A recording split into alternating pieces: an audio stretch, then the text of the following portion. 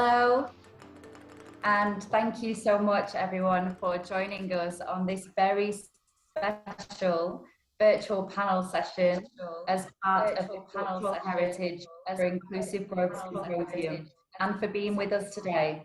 It's such a pleasure to listen, learn, witness conversations that we've had so far.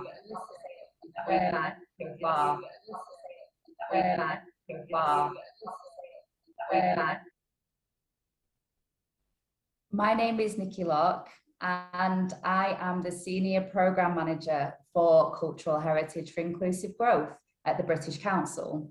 And I'm based in the UK. However, I have the pleasure of being here in Nairobi for this symposium. And I've been at the National Museum of Nairobi today, listening to all of the fantastic sessions. And I'm really, really pleased to be moderating this conversation on cultural heritage, climate change, and technology, which is a really big subject area.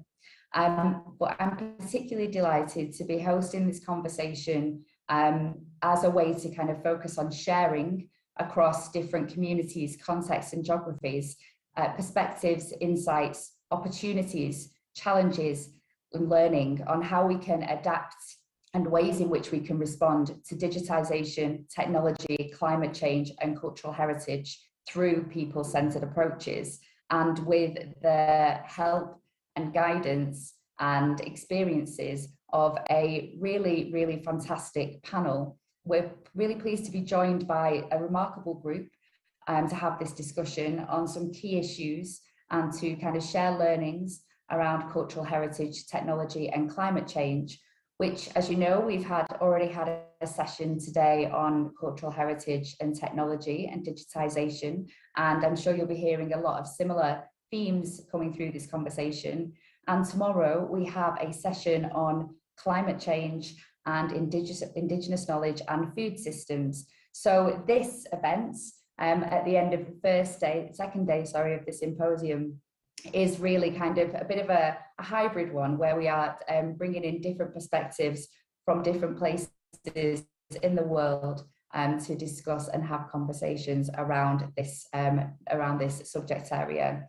So we're really delighted to be joined by Hannah Fluck, who is the Vice Chair for the Climate Heritage Network in England, in the UK, Dr. Wanjiku Nanga, who's the works in the Department of Computer Science at the Faculty of Science and Technology in the University of Nairobi, Professor Mathoni Masinde, who is from the Central University of Technology from Free State in South Africa, and Joanne O, who is the Director of Living Cultural Development based in Scotland in the UK.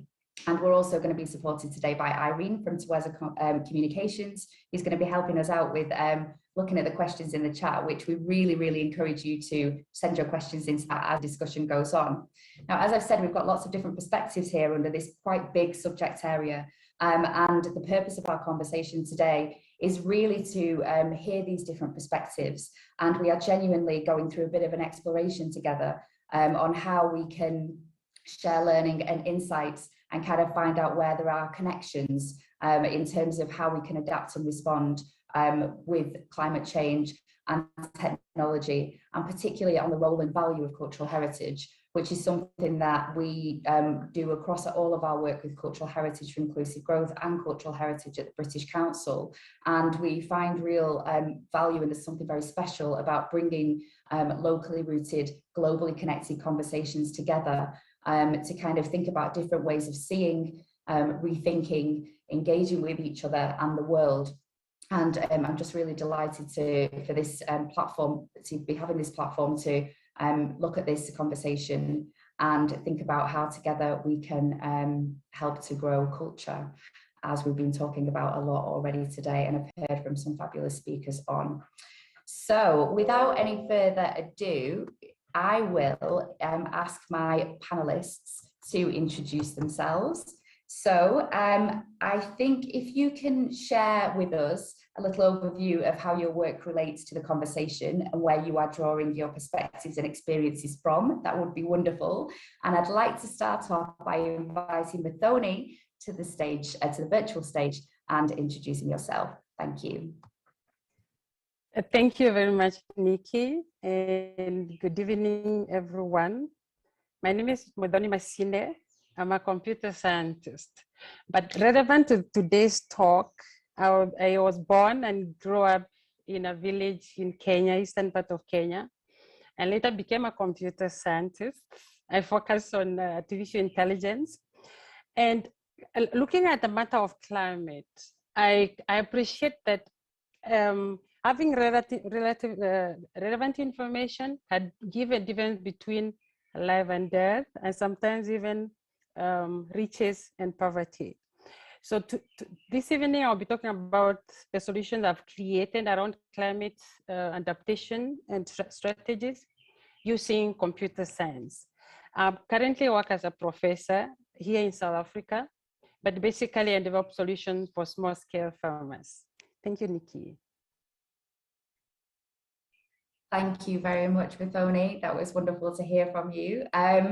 And to hear about your perspective that you're bringing, a really interesting one, climate change, adaptation, and strategies with computer science, working with farmers. So next, I think we will go on to Hannah.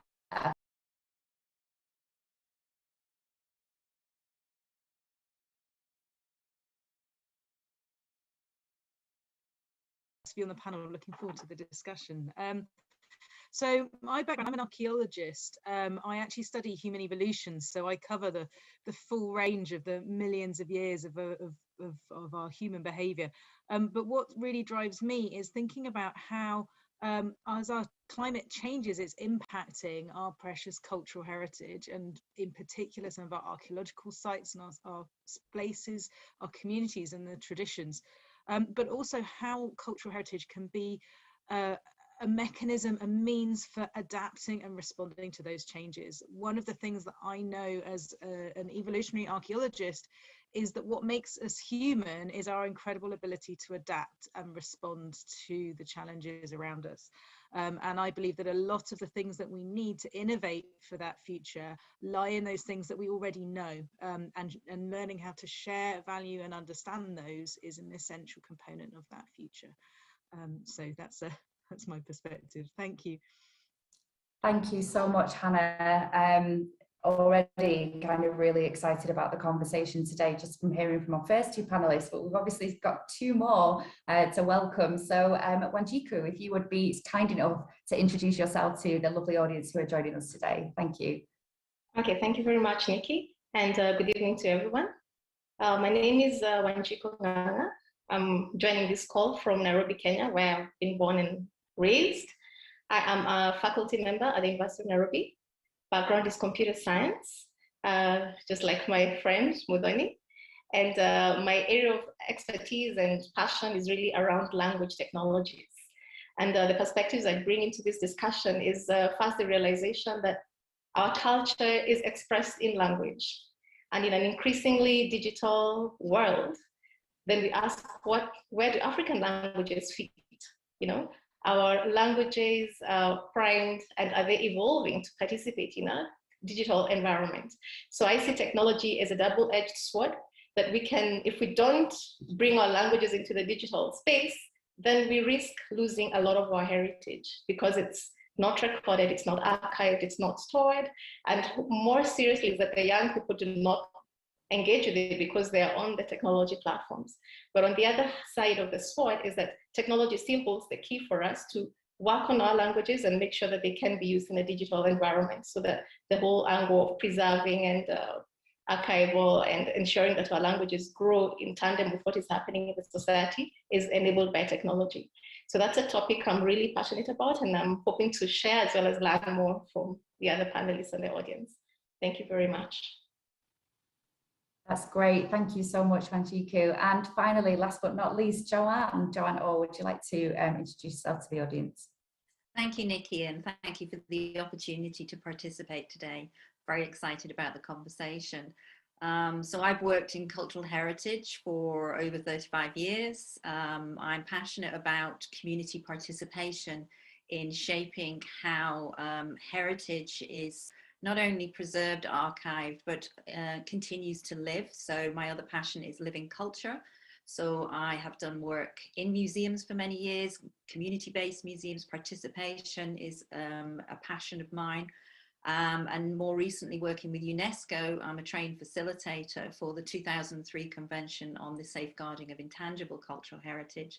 And it's those links between the living culture and the tangible culture, both in monuments and in museum collections, and the challenges and tensions around freezing heritage, but also in the decolonisation conversation of who controls, who owns intellectual property in the digital realm in particular.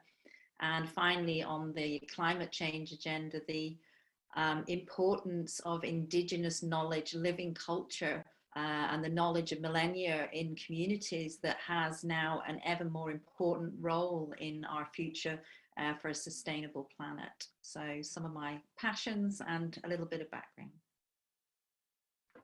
Fantastic. Thank you so much and welcome to you all. And we will get started with the conversation. And so just for the audience, the way that I think this conversation is going to go, we are going to ask each of the panelists just to go a little bit deeper into what they have described there around what they're bringing to this conversation today, and what's really present for them and the people they work with and for, in terms of how we can really adapt and ways in which we can respond under either, technology, climate change, cultural heritage, or a mixture of all of the above, as you will hear from our panel.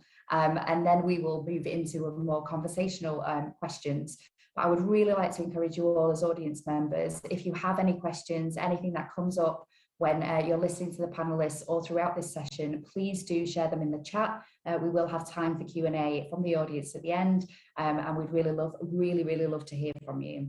So I think we will start off with Wanjiku, because obviously you talked a lot about the idea of kind of culture being expressed in language. And it's really interesting to hear how you're talking about, technology being kind of this double-edged sword.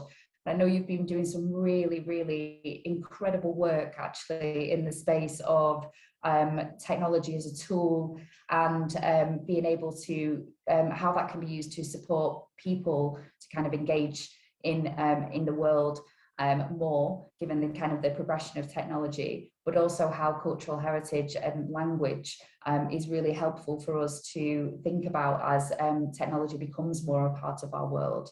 And so I just wondered if you would be able to, kind of talk to us a little bit in a bit more detail about your work.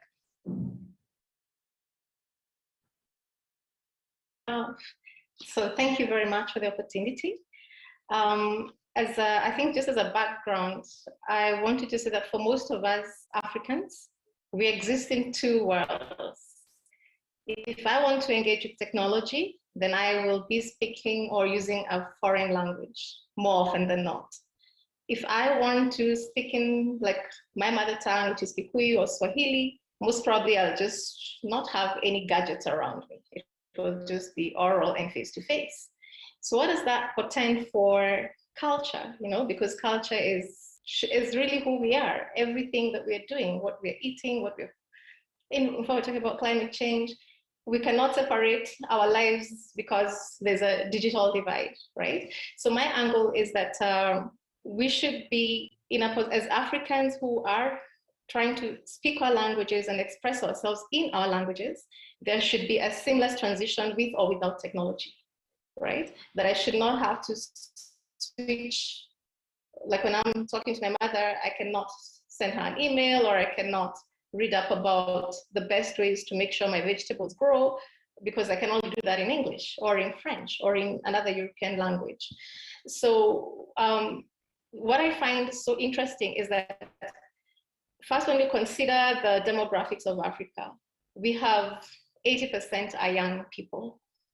These are youngsters who are constantly engaging with technology. So we have the big part of Africans online or with tech. But therein is the problem, because then they're engaging in other languages. So the danger for us losing our culture, because if you cannot speak your language, then you lose all the knowledge that is encoded in that language. You lose touch in terms of the cultural practices that have been passed down over generations. So for me, my passion is asking, how do we ensure that we do not lose our languages and we can continue interacting with them in the digital space? We're talking about knowledge societies, we're talking about digital economies, and we cannot be blind to the fact that the young people want to prosper in a modern world, which includes technology, right? So the work I've been doing in this space really is around developing tools and technologies that allow computers to understand, quote unquote, understand African languages. In particular, I have worked with Swahili, a bit of Kikuyu, and I have been involved in a major project around the Igbo language, which is spoken in Nigeria. So I will maybe just highlight what does it take to build, to digitize, if I can use the word, to bring African languages into the digital space. So of course, there are different things that must happen. We're coming from an oral tradition where African languages are spoken, but for us to have a computer understand, allow people to type or generate text in these languages, there has to be a way to write these languages. So we're talking about documented grammars and alphabets and fonts that can actually express those languages. It might seem trivial because we're always doing this in English and French and all these other languages.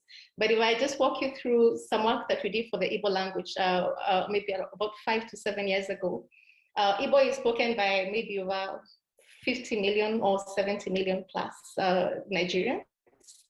And it's an old language, it's being documented, and there's what is called Standard Igbo. And Standard Igbo was, through the colonial period, they used that to standardize from very many dialects to have a way to sort of know what to write about Igbo, or what is known as written Igbo. But the researchers we worked with from Nigeria were very aware that Standard Igbo does not capture the richness of the culture of the Igbo people. There was a lot of stuff that was missing from Standard Igbo. So we embarked on this project of archiving the Igbo language in all of its dialects. And the first thing we're doing was to come up with a dialectal dictionary, so that the first thing is to acknowledge that Igbo is not just one language, there are actually very, very many dialects. So we set out people into the fields where they recorded spoken Igbo across the different parts of Nigeria. So you're talking to elderly people, you're talking to midwives, you're talking to priests, you're talking to farmers. And in that way, they managed to collect very, very rich data that is really about what the Igbos talked about and do continue to talk about today. But now the challenge we face is that we had all these hours of audio, but the next thing was, how do we transcribe so that we can form a corpus that can be used for research, or even if it's an author who wants to tell a story about the Igbo. There's a lot of data, but it was in audio form. So the next thing was, we need to transcribe these texts. And that's when we realized, in fact, there were new sounds that had never been documented. There were new, so first is to document them and then figure out, how do you express them? What are the alphabet symbols to use? And then you realize, in fact, on a standard keyboard, you cannot produce that character, right? So you have to come up with a software keyboard layout. And of course, now that brings in computer science, because then you have to find a way to mark this glyph onto a keyboard character and make the computer understand, this is what I need, what should appear to the end user. So we made through that hurdle. And then the next thing, of course, was things to do like spell checking, diacritic marking, because most of African languages are tonal.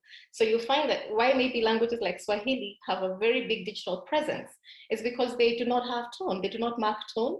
It has just very few letters which already exist in the English language. So there's no challenge in terms of producing digital text in Swahili. But for many other African languages, it's a very huge job or a task that has to be done so that we are able to work with these languages from a digital point of view. So our work has revolved around identifying alphabets, coming up with keyboards, fonts, and then now once you have the basics, you can then start to build applications around that.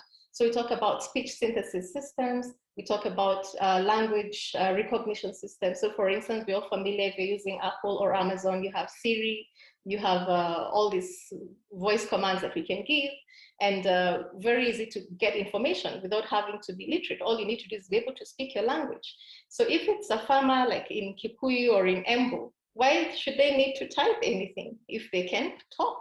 Like if I could just ask in my mother tongue, how do I do this when I see that the rains are failing, right? But for us to answer that question using a mobile phone or a computer, then there has to be all these language technology processes that have been done to enable this African person to converse with the computer in their mother tongue. So that's the space we are operating in. And I find that it is so relevant because we cannot be talking about cultural heritage and preservation in a digital world and not talk about how we ensure that African languages continue to be used in a digital space, right?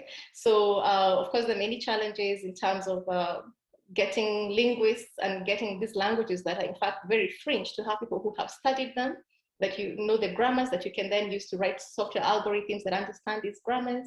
And because the value really is not just in building the spell checkers and the level 1 technology platforms, but it's in the applications that face the user. That's when we will really use, make sure the technology is useful for us in terms of using African languages. So here I'm talking about, we talk about applications like voice assisted services for agriculture, for health, for education. All this can only be possible if we have built the foundations in terms of alphabets, the typing, the writing system, the entry in terms of keyboards and dictionaries. You know, there's so much that goes into language technology. And that's a place where there's quite a bit of activity now. We'll find that in different universities, we have clusters of researchers that are working on different languages. And what I would say is that there needs to be much, much faster acceleration of generating this because we need to keep up with the young people. We seem to be losing them because they're online and we don't have content for them that is in their languages about themselves, right? Because part of the reason is that we're not able to generate text or information in these languages that is digital. I think maybe I'll just stop there for now and looking forward to hearing more perspectives from the other panelists. Thank you very much. Thank you so much, Wanjiku, and congratulations on the work that you've been doing there with, you're so right about how can we be talking about cultural heritage in a digital world without kind of providing the access and ensuring that everybody can engage in a digital world. And I think that kind of takes us on to Joanne. I think we'll come to you next, if that's okay, to talk more about, because I know obviously a lot of the work that you've been doing and you've just been talking about there in your introduction is around kind of that, moving more into that idea about cultural heritage in the digital space. So kind of, I guess it's sort of, when Wanjiku's been talking about the tools and the ways that cultural heritage can be utilised to help people engage with technology and the real importance of preserving and working with and you know, providing access through African languages. And I think your perspective kind of comes, I think you've got a lot to kind of build on that as part of this conversation in the technology space. So if you could talk to us a little bit about kind of your experiences from working in lots of different places and ways in which what you're thinking about really at the moment, and in terms of what we need to do in terms of adapt and how we can respond. Great, yeah, no, fantastic to hear about the language, and recently returned from Canada and working on the West Coast in a museum there with provincial museum with archives, with a large Indigenous language archival collections that are now vital for language revitalization in the many nations, Indigenous nations on the West Coast of Canada, 204 different nations within British Columbia alone. And some of the challenges around those digital records were repatriation, digital repatriation. Where do those original records continue to sit? And I think that is a conversation that will grow and will, needs to develop and be heard. Who controls those digital assets and where should they be used? And communities are really looking now to take ownership and control of those. And just following on for that, a lot of the work I've done, and I'm currently working with another strand of cultural heritage for inclusive growth in Vietnam at the moment on a digital heritage collection pilot, working with communities right across Vietnam. And one of the discussions coming out of that is that tension around recording and archiving for that preservation, and communities wanted to preserve traditions and heritage that may be under threat and need safeguarding, with the idea that the almost inventorying of the 2003 convention is the idea of a living inventory that is continuous and growing, and it's the communities who decide what goes in it, what should continue to be safeguarded, and the idea that it never stops changing and developing. It's a continuous, culture is continuous. You might capture it. It's almost like, you know, when you do your accounts or whatever, you have a small snapshot of that moment in time. And when we do the digital collections, are we just taking that snapshot? And how do we continue to, so that culture will not stay still? And also, who creates those digital assets? So one of the approaches, so working in Scotland for many years with museums all over Scotland, was to create a wiki-based approach for inventorying that wasn't moderated, not authenticated. It was the practitioners who created the digital records, and that continues to grow, and that is the national inventory. So other countries in Scandinavia, and I think we're putting in the chat some of the links to all these sites that my examples. So Norway, for instance, now has a completely wiki-based approach where communities create their own inventory items, their digital collection, so to speak, and they moderate it themselves, they add to it. And that is the national inventory. And it was very contentious when it was that approach was first started. A lot of resistance in the kind of intangible cultural heritage world, that, you know, it has to be authenticated, academics need to look at it, when actually the experts are the practitioners themselves. So there are some tools out there, and one of them is a recent toolkit developed from India on heritage, intellectual property and marketing strategies. There's lots and lots of information in that toolkit. And one of the key things, following on from the previous points, is the importance of Indigenous language in the actual toolkits, in how people are approaching their social media. So there's, and developing codes of ethics around and guidelines of how those digital collections are used, approached, and the ethical principles around future usage. So intellectual property is a major area of concern and development of ideas. And the actual practitioners themselves continue to take ownership and ensuring they get the recognition. So there's some really nice case studies on that, of chow dancers in India not realizing that their dance videos are being used in Bollywood without actually them being recognized, and actually getting that back into, you know, challenging that. So in the sort of film, audio, visual world, you've got challenges such as the Sami Parliament challenging Disney on Frozen 2, the film. Frozen 1 wasn't very well accepted in terms of it was using Sami traditional knowledge and not acknowledging it. So the Sami Parliament actually created an agreement and said, you will acknowledge us and you will work with us to ensure Frozen 2 does recognize that this is our knowledge and our Indigenous heritage.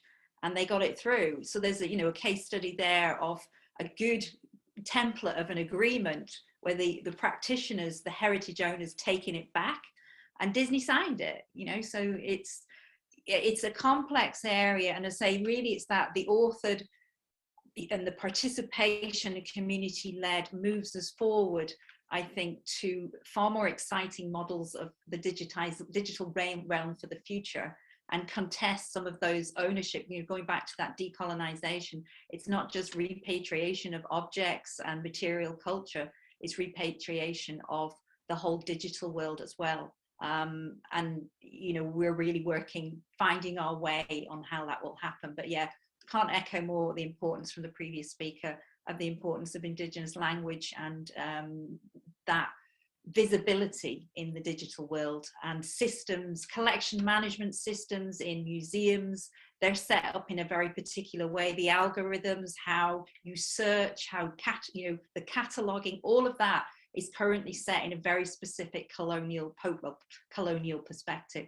and it needs to develop and in order to be fit for purpose for the future. So just leave it there, Nikki.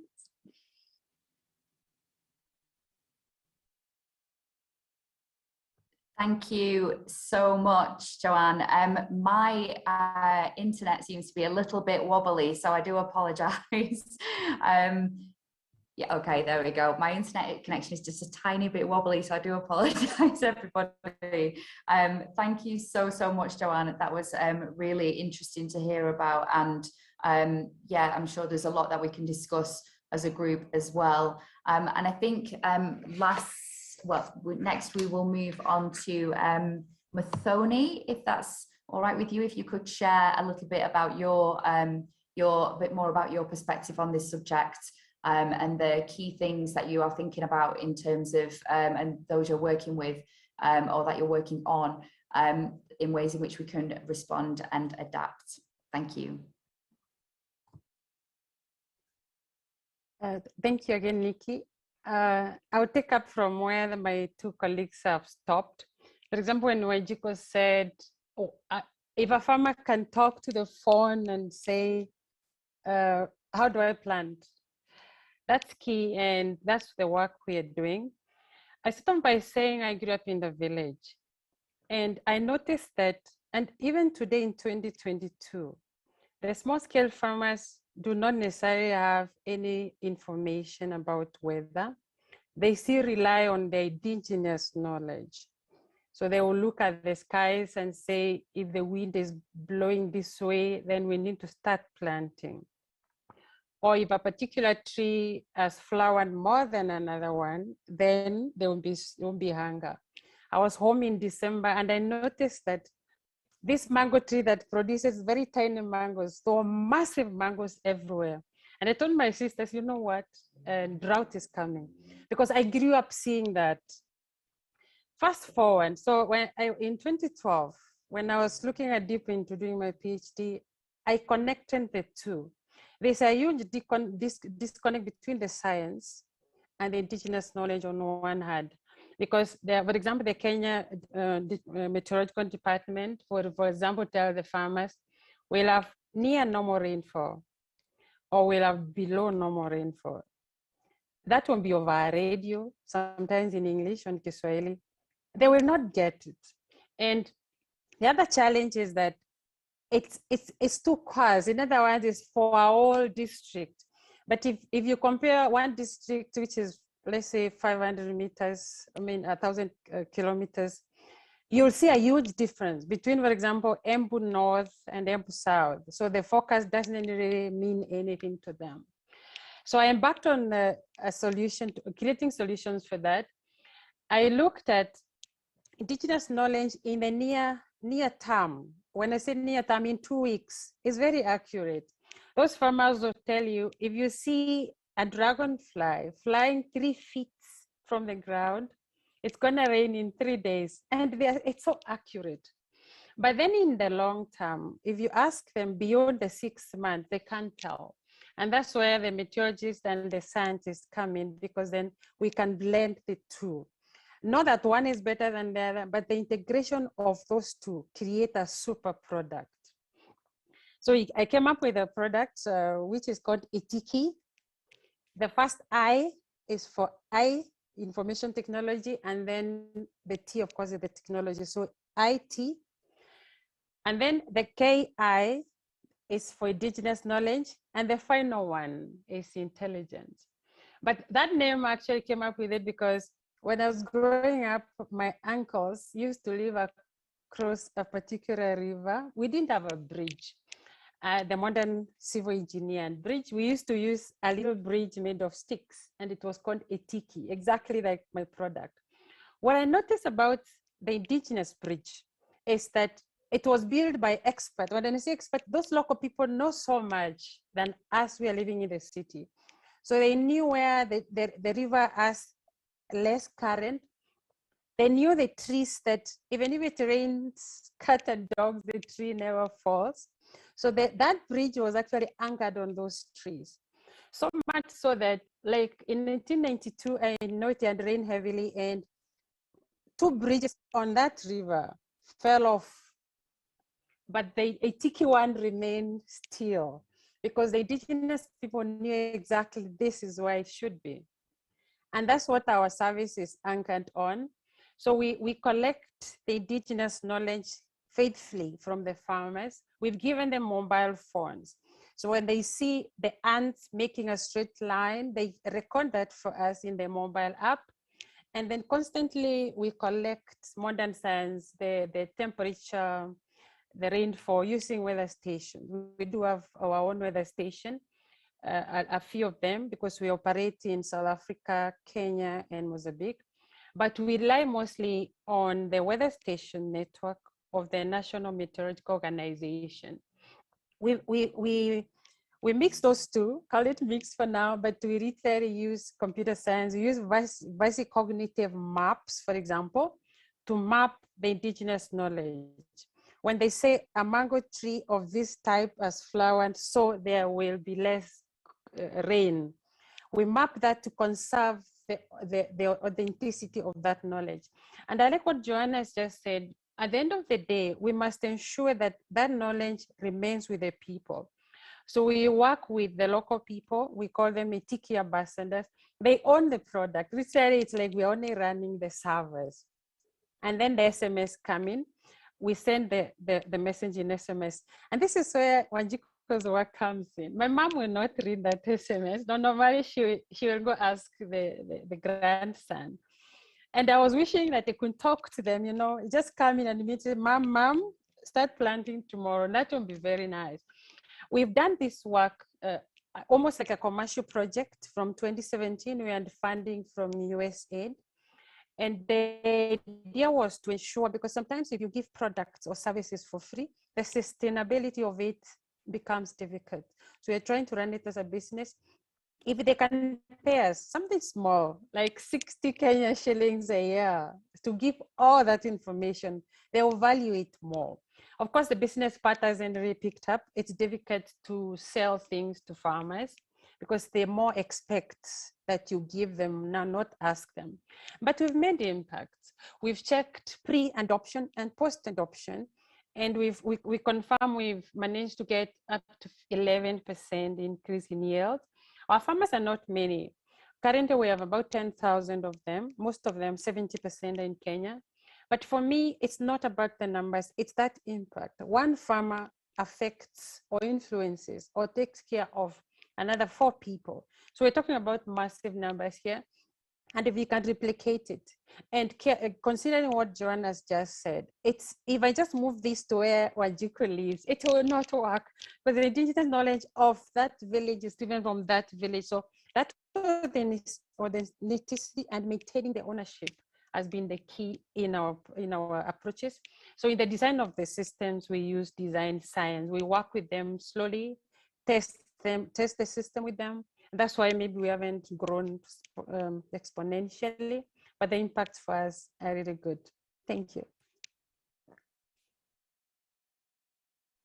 Thank you so much, Muthoni, and thank you so much to all of our panelists so far for making our own connections across all of the different perspectives that are being brought here. And it is really incredible to hear,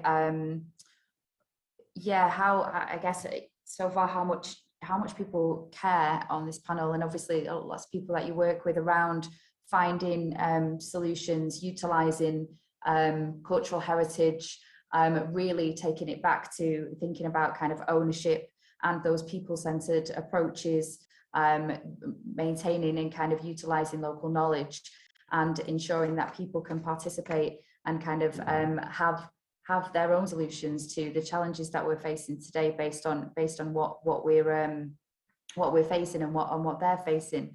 So I think last but not least at all, I would like to hand over to Hannah, Hannah Fluck, who's joining us as the Vice Chair for the Climate Heritage Network. And Hannah, if you would be able to talk us through again where you are with this quite big subject area that we're talking about today. And I know you're particularly interested in that kind of how we can adapt and ways in which we can respond to climate change, but also really very much around the value of cultural heritage with this kind of really, really significant issue and global challenge that we're facing. Thank you, Hannah. Yeah, thanks, Nikki. Too many thoughts about connections with what the other speakers have said. It's just fantastic to hear that work around language. I think we so often forget how important language is in connecting what are often much more tangible and visible elements of our culture. So that's really wonderful. I look forward to reading the paper you shared, Wanji. So I'm going to talk a bit about the Climate Heritage Network approach to some of this. So we have a phrase that we developed when we established the network, that anthropogenic problems need human solutions. So climate change is a humanly created problem. It's a challenge. Mainly it's the problem created from the Industrial Revolution in the global north, but it requires human solutions.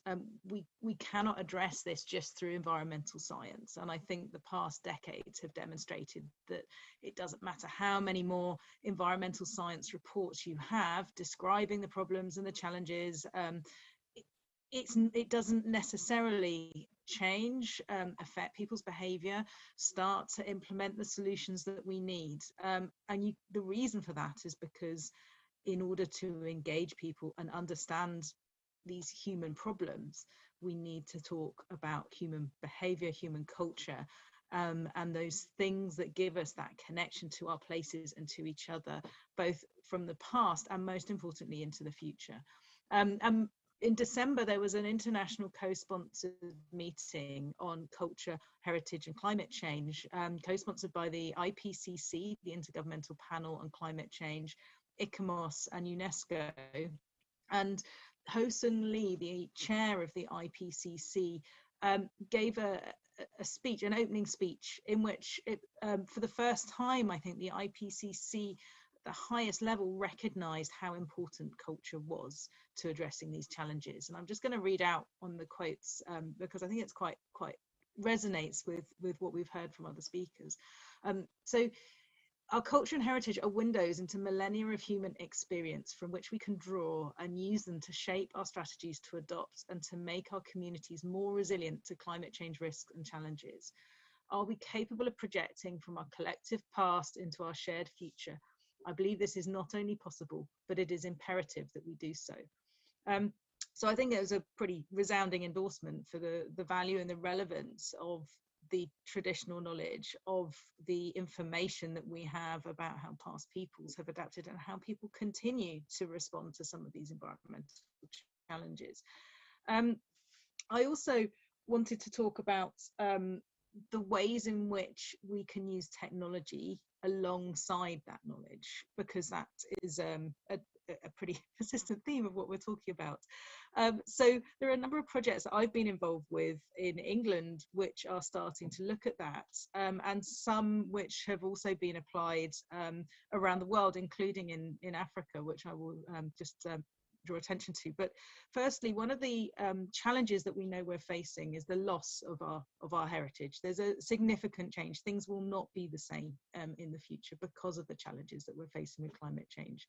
And one of the projects that I've been involved with, I have a PhD student, Tanya Venture, working on, is looking at how we can engage and support communities in understanding some of the changes and challenges that they're facing, recording what those places mean to them, and sharing that information to inform decision making. And one of the issues we have is that not everyone agrees. Everybody's relationship with their cultural heritage is not nice and neat. And actually, it's one of the things I think perhaps Ho-Sung Lee has got wrong, is that there isn't always a nice, tidy package of a shared past in which we all have the same understanding, although there may be more of a collective future. And so what Tanya's been doing is applying an approach called interactive documentary, which enables information to be gathered in lots of different forms, including in video and audio material, and different forms of documents, to put them all on one web-based platform and to make connections between them, to allow the reader, or the I think she describes them almost as the producer, the person interacting with that information, to navigate their own way through that information and draw on that information to make their own conclusions and inform their own understanding of those processes, rather than the more traditional way, particularly in my organisation of Historic England, where we might write a report which has a set narrative which takes you through an order of this is more important than this and these are the conclusions. You can't get away from that with written text, but with the interactive documentary you can afford equal weight to different perspectives and allow the reader or the viewer to navigate their own way through, which I think presents some interesting options for both gathering that information, but also sharing, archiving, but also for decision makers about how you might be able to address some of these challenges. Another project which is also drawing on digital technology to help engage communities in decision making about the challenges that they're facing has been looking at using archaeological information for historic watercourses, so understanding the history of the landscape in this case in the north of England, how human activity has shaped those rivers, and the ways in which water has been used through time, drawing also on oral history, on archive material, and a whole range of information to try and map that, include that in a geographic information system, in GIS, to help create a source of information that can help inform future flood management. Not only that, but what we've found in the process of doing that, of gathering that information about the local history, engaging with people about oral history, and using arts and such as poetry to engage with people, that it opens up conversations that otherwise wouldn't have happened, and it enables the knowledge that local people have about those places, which I think, as we've heard from Professor Muthoni, that is not always expressed in a way that is translates directly into that kind of technological and scientific knowledge that perhaps our hydrologists and those managing our flood defences might be able to engage with. But it opens up an opportunity for that to feed into those conversations and make better and more sustainable decisions for the future.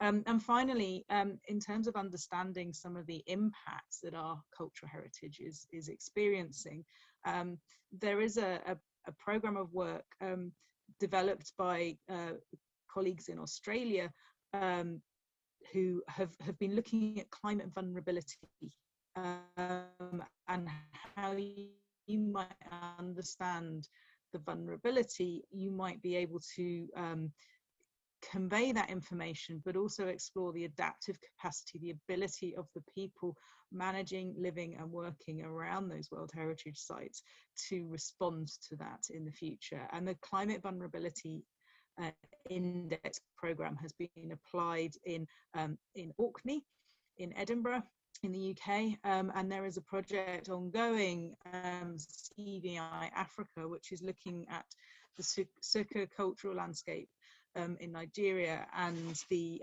ruins of Kilwa in Tanzania, which has involved community workshops looking at the vulnerability and adaptive capacity of those World Heritage sites. Brings together that information. They have developed an approach which relates the cultural, the social and the economic dependencies of those communities on the outstanding universal value of those World Heritage sites, quite particular. Just finally, I think one of the things that really strikes me in the work that we've been doing through the Climate Heritage Network, and also my role in Historic England in the UK, trying to engage and embed a greater awareness of what it is that cultural heritage can bring to addressing climate challenges, has been a challenge around really understanding its complexity. Cultural heritage underpins and runs through every single aspect of our lives, so it does crop up all over the place. And I've found that policymakers often find that a little bit disconcerting. What are you doing here? Why have you got anything relevant to say? And I think that's something that must be quite familiar to those working with aspects of traditional knowledge and culture that are relevant to pretty much every aspect of our life, but where perhaps we've become much more reliant on or expectant that it's technology, modern technology, that is most pertinent there. There is a space for the traditional knowledge, for our cultural heritage within pretty much all of those areas, as I think we've heard. The two are not incompatible. And I think we can learn an awful lot from the sort of work that we've heard from Dr. Wanjiku and Professor Muthoni in particular about how you can bring those things together through technology, which I'd really looking forward to hearing more about and thinking about how we might apply that to some of the challenges that we experience in the UK. Thank you. Thank you so much, Hannah. Well, I mean, this is obviously a huge subject area with lots of different experiences and ways of kind of, I think what Hannah said there about kind of enabling people or kind of finding ways to navigate our own way, or people to navigate their own way, which feels like a really important kind of point. And I guess that's just what I wanted to pick up on, really, by asking each of the panel. We're gonna, if it's okay, because we started a little bit later, we're gonna see if we could just borrow a little bit more of your time, if that's okay, just to kind of carry on with a couple of questions. And we have got one question in the chat. Thank you, Professor Kamani. I can see that there. Just before we go into the question in the chat, I would like to know, really, what do you all feel is, kind of from listening to each other and thinking about that idea of sort of connecting, or what the space is between policy and practice, and enabling and kind of working with, you know, providing solutions and ways in which communities can navigate their own way. Do you feel like there's something that is very particular about kind of an approach or practice which needs to be taken when you're working in these spaces? Does it feel like there is something that kind of, there's a thread that runs through what's really important for you, or kind of the connections between the different areas of work? I just would like to put that out there, really, and see if anybody kind of feels like there is. And I wonder if Hannah, you said you can see lots of connections, so I just wonder if you would mind if we come to you first, and then we can ask the other panelists. Yeah, I mean, the thread is the people. So we often think about so climate change. My area of challenge it's a global challenge. It's a huge issue. It's highly complex, and I think it's really easy to be overwhelmed, to almost dismiss it, put it somewhere else because it's so big. But actually the impacts play out at a very personal level, at a very local level. It's a very human problem. The impacts are very real. And I think it's remembering that actually the action and the responses can also be at that level. And people need, there's a need to give people hope, but also help empower people to feel like they can take action, and that they have that ability to affect their surroundings, and to have that ability to engage with their own lives and those of future generations, and the communities which they are part of. And I think it's that very human scale of the challenges which is the sort of thread that I see, and I could see that coming through in what the other people were discussing as well. I think it's that reality of how do you help people make better decisions for themselves and for their family, friends, community, and future generations. That's my thread. Lovely, thank you very much. And would you mind if I just kind of come back to you just quickly to build on that, and just ask, we've had a question in the chat from Professor Kamani about kind of giving the importance of the intersection between cultural heritage, technology and climate change, and also people, which is what you've really clearly expressed there. And yeah, I would, very much agree. And it's something that we see in the work that we do with cultural heritage for inclusive growth. What kind of partnerships do you think are needed? Just to briefly, and then I will ask the other panel members the same question about kind of threads and partnerships as well, if that's okay. And then before we draw the session to a close. Yeah, it's a good point about the partnerships. I mean, I would say one of the things that's given me huge, it's been really exciting to see develop the Climate Heritage Network, is the way in which those partnerships are both seen at that very local level, but the importance of drawing on those and reflecting on those at the international policy level, and the genuine impact that we can have with the recognition that actually we need to, and we can help influence policymakers to make sure that there is a recognition that policy as it's developed doesn't prevent or stifle that very local and human decision making. So I think the partnerships, for me, the best partnerships have that connection sort of up and down from the local to the very international, as well as sort of looking both forwards and backwards in time. It's a sort of multi-dimensional partnerships, and that could be quite challenging, but I think it can be done. Thank you so much, Hannah, for those reflections. And yes, I think you're absolutely right. That idea of kind of being multi-dimensional is really important, and that sense of time as well. You know, I think also these things can take time, and thinking about looking at them in different respects in terms of those partnerships and how we better support this kind of work. I think next I would really like to come to Dr. Wanjiku and ask the same question about kind of, if just sitting back and reflecting on this conversation, and obviously you went first with kind of your initial sharing, if any reflections you might have on kind of connections that you feel that are kind of common threads against these different perspectives and experiences that have been brought to this session, and also what partnerships you feel like are needed or that might be important in terms of when we work in this intersection. I'd be very grateful for your reflections and observations on that. Thank you. Okay, thank you.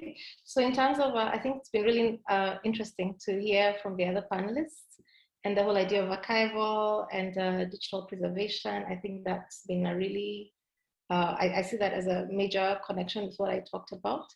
But just thinking through what needs to be done, or a common thread I've had from all of us as panelists, is to recognize the central role of the community, the owners of the knowledge, that we're coming from academia or from research institutions or from wherever we are coming.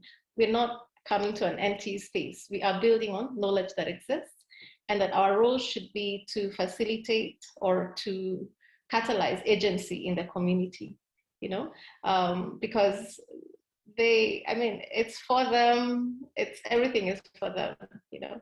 It's easy to just sit in our offices and just think this works, but when you go onto the ground, that's when the value of what we're doing really comes through. And I think I like the case study from Canada, you know, because it really shows the role of the people. The same thing with Modoni and the farmers in Embu.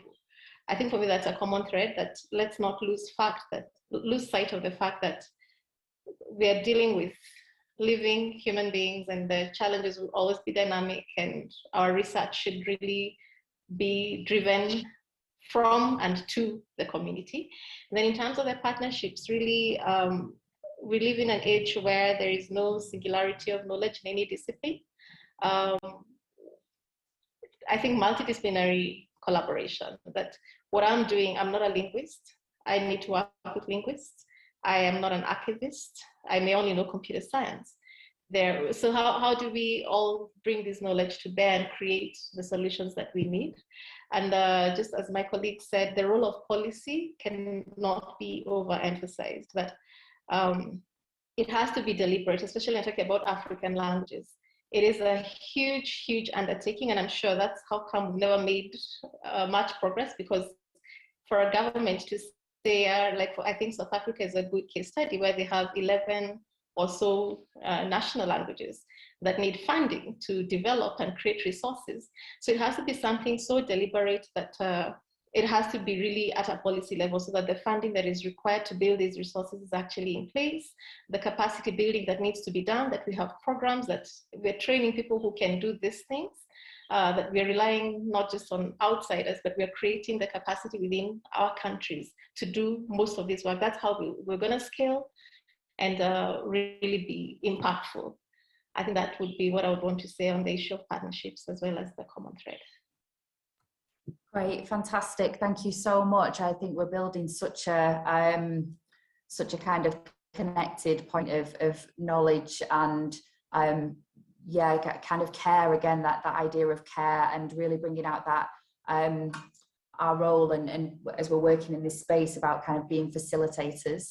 I think that's really important, and thinking about ways in which we can facilitate and catalyze agency. That is really, really important. And again, is a thread through a lot of the work that I do, or I'm connected to with the British Council's Cultural Heritage for Inclusive Growth programme. And it does feel like these are really important points for the way that cultural heritage, the role and value of cultural heritage, and also how it can really support communities to make sense of their lives and create better futures as well, and the responsibility and the role that us working to support the conditions have in this space. So finally, I think I'd like to go over to Joanne next. And then Muthoni, apologies, Muthoni. Yeah, so just picking up on that, the practitioner perspectives and the creating space for the practitioner voice to be heard, and for the traditional knowledge to find its connection with the global policy. So, local to global.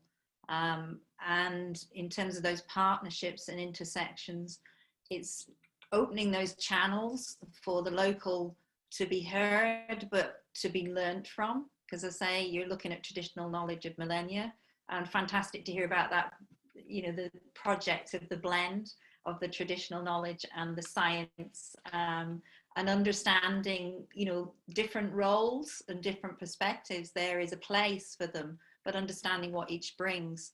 And I think, you're facing many challenges. We're still at the missing pillar talks, the SDGs 2030 agenda, where is culture and what is our future role? Although it's beginning to feel a bit like, do we have to keep saying this? Because the evidence is around us everywhere we look of the importance of culture for resilience in conflicts, or working with the CPF, the Cultural Protection Fund, on the steering committee, and as assessors, seeing time and again, and one in emergency situations of climate change, the resilience and the knowledge that sits in the culture and heritage that surrounds us, and listening and learning from that, but allowing partnerships and intersections that can make those future connections of new knowledge, and also how cultural heritage is continually evolving. It doesn't, and younger generations take a traditional practice and bring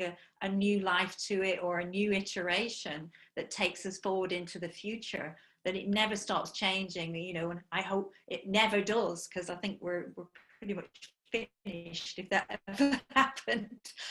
But and the connections across all of these agendas, and that small things like the right technology at the right time. I went to an Indigenous language conference a few years ago, and there was a Cree grandmother, and a little app had been created for the Cree language on a mobile phone app, and she stood up in front of that and said, just learn it, get on your app every day and revitalize and bring our language, but also our culture, reclaim it, because we know it's important for the future, not only just for the Cree Nation, but for the world. So these small interventions can make a difference. So those partnerships that help for those interventions, but creative additions to our future cultural heritage. And I think technology, digital, is a realm where those sparks can happen if the tool is right at the right time. So just a few thoughts. Thank you so much, Joanne. And something I will kind of say just on that, if the technology is right at the right time, is my internet connection keeps dropping. popping in and out. So there we go. But I'm really delighted that I've got such an incredible panel who have been, I know, picking up and finding those connections for themselves, which is fantastic. Thank you. And that's what it's all about, working together. And I think last but very not least, before we close the session, Muthoni, if you could respond to what we've been talking about there, is those threads, picking up and building on any of the comments or thoughts from your fellow panelists, that would be amazing. And then the idea of partnerships too. And we've had a particular question actually for you in the chat, which has said, somebody said, an audience member, Njiri Gachichi, apologies, I hope I've kind of pronounced your name correctly, apologies if not. I'm so glad to see what Itiki is doing for weather forecasting, and was wondering who your other local partners are, especially in ensuring documentation and ensuring that this knowledge is not lost in the near future. Have you considered a partnership with a local partner, say National Museums of Kenya? So for the last thoughts on this session, I know we've asked you a big question there. And before we finally close, if I could just ask the other panelists to think of like one final, if you could sum things up of kind of what you would like to leave this space with, or what you leave in the space with before we close, that would be amazing if you could be thinking about that while Muthoni is answering that question. Thank you. Thanks, Nikki. I hope my internet is not falling off. I wouldn't want to dilute what my colleagues have said. I've said it all. And for me, it's almost like the answer is in front of me, that embracing cultural heritage for inclusive growth is the way to go. I almost call it going back to the roots. I've had interactions with scientists, especially from Ireland, and everyone seems to be looking back. That which we lost, that which we forgot, that which we abandoned when we embraced things that come from up without thinking very hard. We need to go back there. And indigenous knowledge is one key factor to that. On the question on the chat, we currently working very closely with county government of Embu, and also the Kenya Meteorological Department, specifically the one in Embu. We've also looked at government land initiative. There's one particular one called KSEP. It's an abbreviation for something, but basically they give farmers loans, and then farmers need to repay within a particular period of time. They realize that the drought is the biggest reason why they don't repay on time. So we're trying to offer that as a service, so that if you know next year farmers are not going to harvest, why then invest in the farms? On the matter of collaboration, from my experience, everything my colleagues have said, bottom-up approach is very critical, but we've realized matters of climate, government plays a very critical role, especially because they more or less hold the farmers together. If whatever solution you work, if the government doesn't take it up, most likely it will just fall apart as soon as you've implemented. Those would be my parting shot. Thank you. Thank you so much. And so I would just like to round us up before we go to the panel for the very final words, if that's okay. And just say that it's been incredible really to hear when I've been able to hear the conversations just about the connections and the themes and the threads, and our global director of arts at the British Council, Sinder Hondo, days, and I've been really inspired hearing him talk at different moments about kind of his reflections and our work in this space. And he keeps asking this question, what does the world need now? What does the world need now? And it's really clear that kind of what we've heard from is such a huge subject area with the panelists who work in lots of different places and contexts and geographies. And it's really clear that we need facilitators and multidimensional approaches and ways of connecting practice to policy. And most importantly, at the heart of all of this, I think really is care and people, and thinking about how cultural heritage should not remain in time. It can be used to look at not only to kind of past and how that can be what that means to us in the present, but how it can help us think about creating better futures, especially when we have such pressing issues such as climate change and such new ways of seeing each other in the world and connecting through digital technology. So I just, very final closing remarks before we finish. I'm going to ask Joanne first, if you have anything you want to share.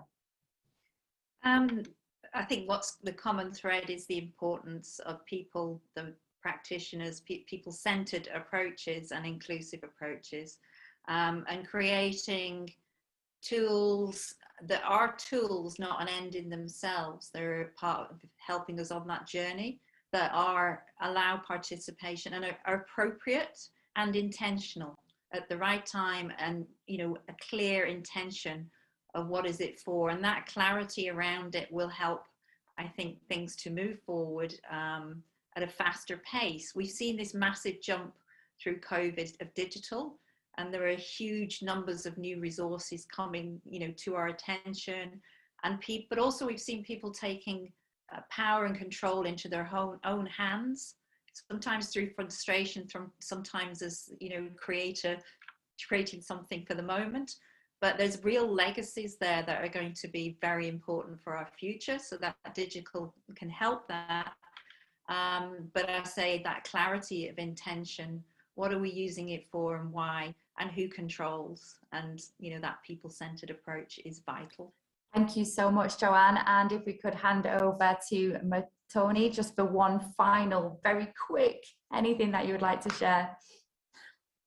I'll quote a phrase I like reading about is, we would like to use ICTs and technologies to help the conserved heritage by reclaiming it, retelling it, and rewriting it before it disappears. Thank you. Thank you so much. Hannah? I'm going to finish talking about Lego. I forgot to bring that in, but I have an analogy I use. I don't have time for the full one, but I think that the kind of cultural heritage toolkit, the things at our disposal, are a little bit like the knowledge that the hero in the Lego movie has as a master builder, that ability to draw on those experiences of how you've applied those things to different situations and apply them to novel challenges. And I think our role is to help empower people to have the right knowledge of those, the toolkit, the things in their toolkit, but not to tell them exactly how to apply them and to which situations. And so think about Lego and be a bit more Emmett.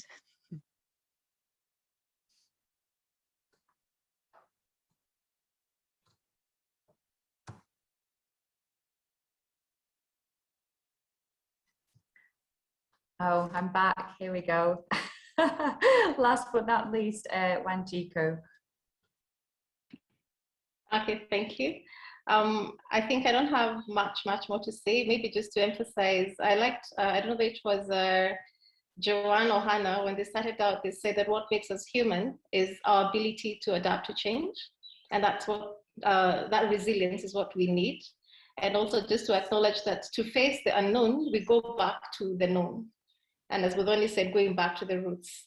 So I think for me, what I carry forward from this is just to emphasize, really emphasize the need for us to collect and archive and use what Bodoni has said, our heritage in digital form, and to use technology to do that, so that the children who are growing up now will know about the red ants. I'd never even heard of that, So there's so much knowledge that we have. I always say Africa is the oldest continent. Imagine the amount of knowledge that's here. We should not lose it. And we can use technology to ensure we hold on to our heritage.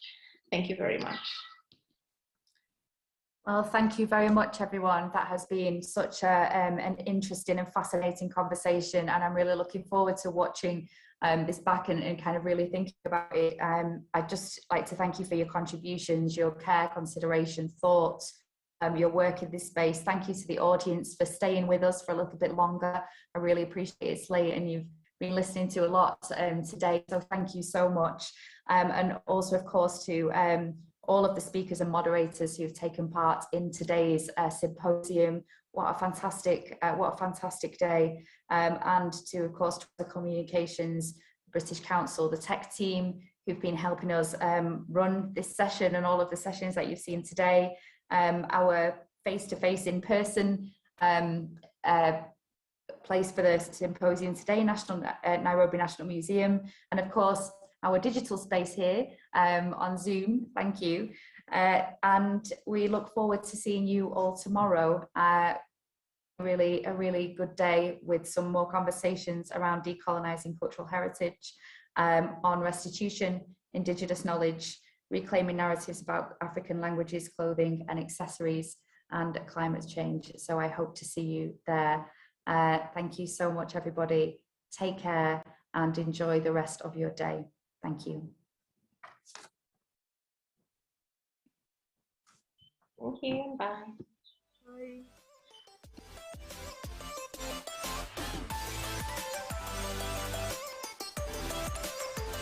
Bye, everyone.